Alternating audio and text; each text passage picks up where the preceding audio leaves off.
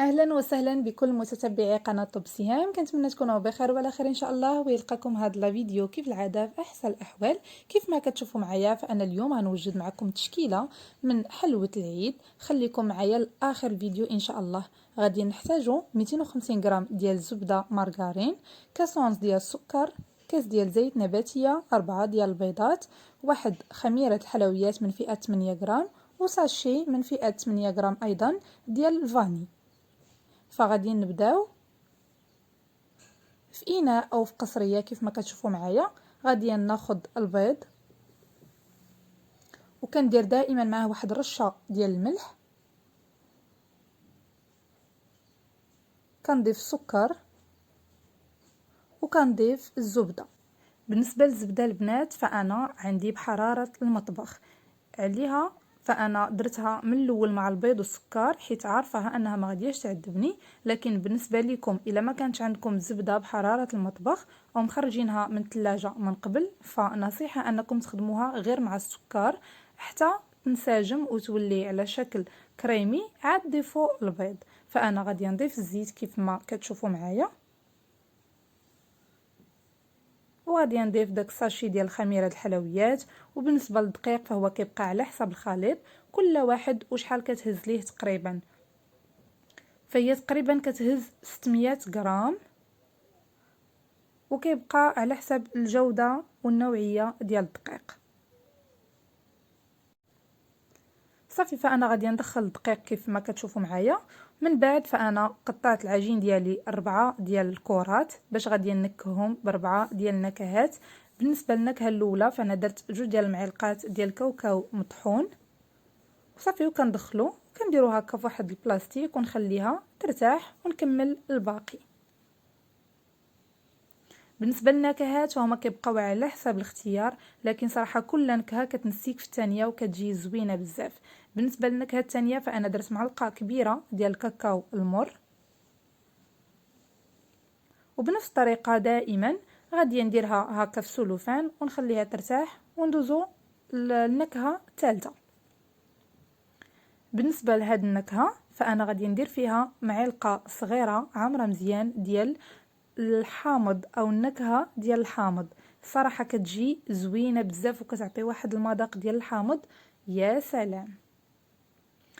النكهه الاخيره فانا غادي ندير فيها ساشي ديال فلون عادي ديال الفاني اللي حتى هو كيجي زوين.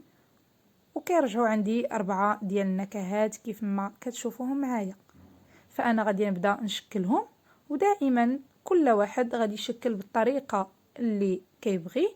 بالنسبه لي انا غادي نشكلها على هذا الشكل. بالنسبه له فانا كندوزها هكا في بيض ديال البيض اللي درت ليه شويه ديال الزهر وطربتهم مزيان، وكندوزو هكا في الكاوكاو كونكاسي، وكندير هكا واحد الفروي من الفوق اللي كيعطينا واحد المنظر زوين. وكنكمل بهذه الطريقه.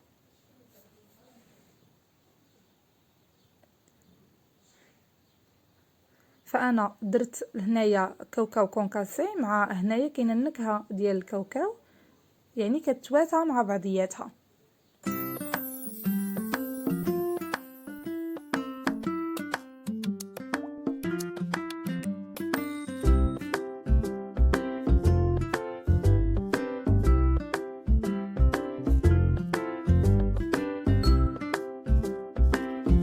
وحتى النكهه الثانيه كيف ما كتشوفوا معايا ديال الكاكاو فانا غاديه نديرها بنفس الطريقه، غير هنايا الفرق ما غاديش ندير فيها الفروي، وغاديه ندير ليها هكا واحد تقيبه في الوسط باش من بعد ندير ليها الشوكولا في الوسط.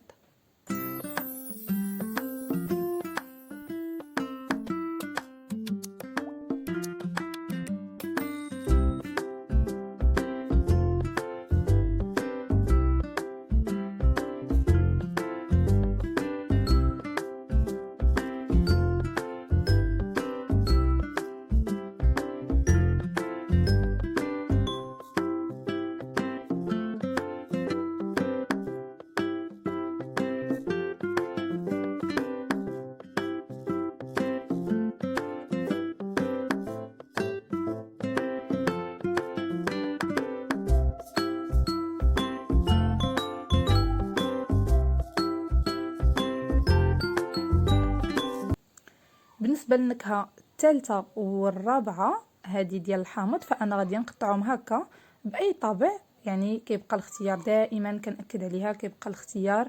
فانا غادي نقطع هذه على شكل دائري، والرابعه ان شاء الله غادي نقطعها على شكل هلال.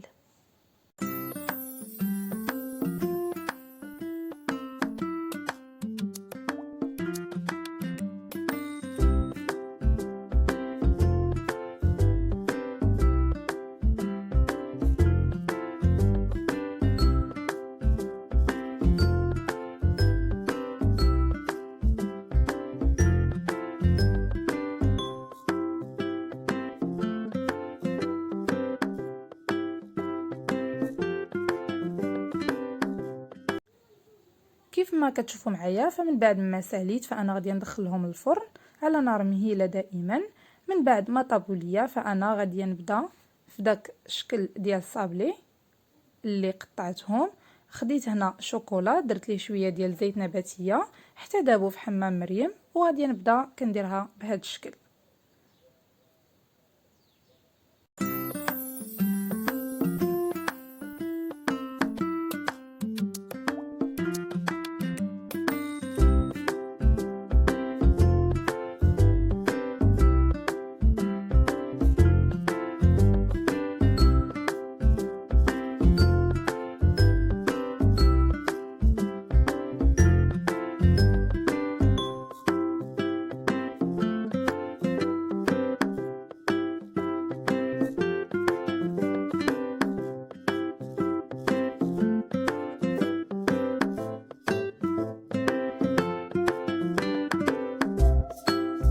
صافي، من بعد ما درتيها هكا خطوط بالشوكولا زينتها بحبيبات الشوكولا ايضا.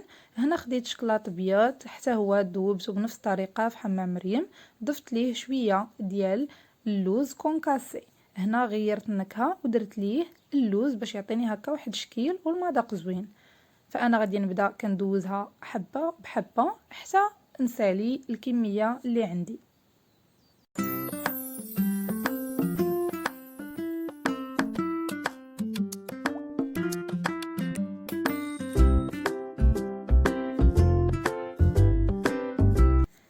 فمن بعد ما كملت هاد التشكيله فانا غادي نوجد معكم غريبه اللي كتجي خطيره جدا. غادي نحتاج فيها 6 ديال البيضات.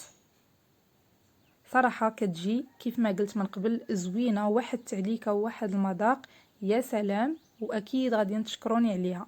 كيف ما قلت لكم عندنا 6 ديال البيضات، واحد ساشي ديال الفاني،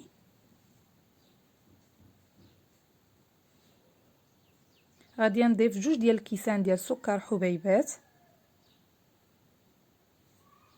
وبالطراب يدوي. فانا غادي نخدم هاد المكونات حتى ينسجموا، ونبدا نضيف باقي المكونات. من الاحسن يكونوا دوك 6 ديال البيضات بحراره المطبخ. من بعد فانا كنزيد 2 ديال الكيسان ديال زيت نباتيه وكنعاود نخدم. وهنا البنات فانا غادي نضيف 1 المعلقه ديال العسل. ممكن ديك المعلقه ديال العسل نعوضوها بمعلقه ديال الكونفيتير او اي مربى متوفر عندكم. صافي كنكمل بهذه الطريقه حتى كينسجموا ليا المكونات مزيان.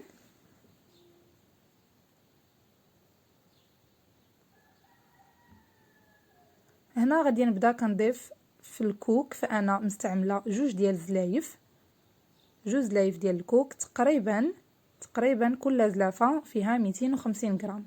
ومن الاحسن البنات هذا الكوك يكون ميدم. بالنسبه لاي غريبه كنحتاجوا ليها الكوك يكون ميدم، حيت الا كان الكوك ناشف فهي ما كتبغيش تجمع وكتشرب بالزربه.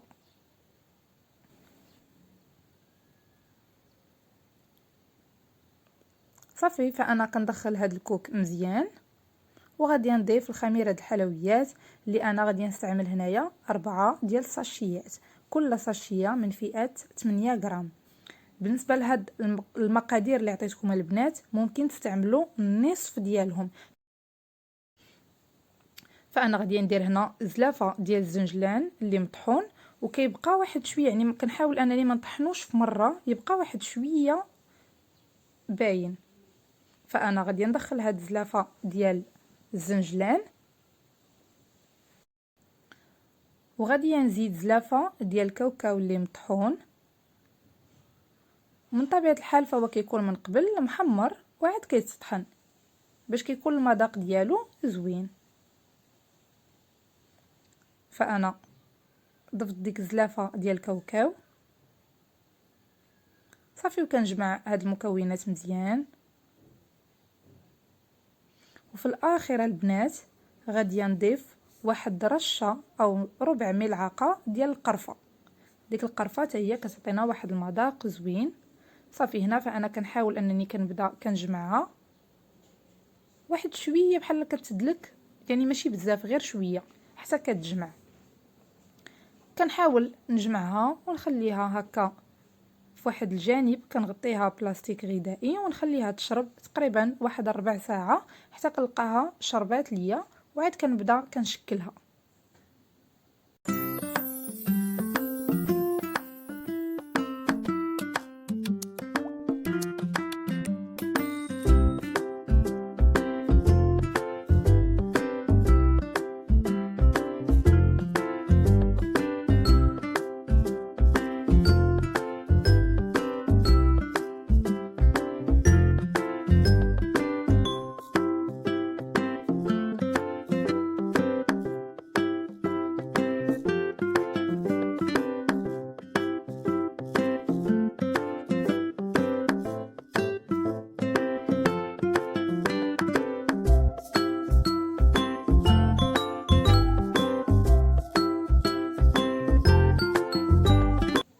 فانا شكلتها هكا كرات وكندوزها في سكر كلاصي اللي يكون سبيسيال، كيكون ماركه مزيانه. صافي وغادي ننزلها هكا في صفيحه اللي كتدخل الفرن. وطبعا البنات فاش كنبغيو ندخلوها الفران، فالفران خاصو يسخن من قبل. فاش كندخلها الفران فانا كنقص منه في مره، ودائما اي نوع من الغريبه فهو كيطيب من الوجه ديالو هو الاول حتى كيتشقق ليا داك الوجه، عاد كنطلعها للفوق. وخاصنا نردو معاها البال حيت ما كتاخدش وقت طويل في الفران، يعني غير واحد شويه صافي تقريبا 10 دقائق كتكون واجده.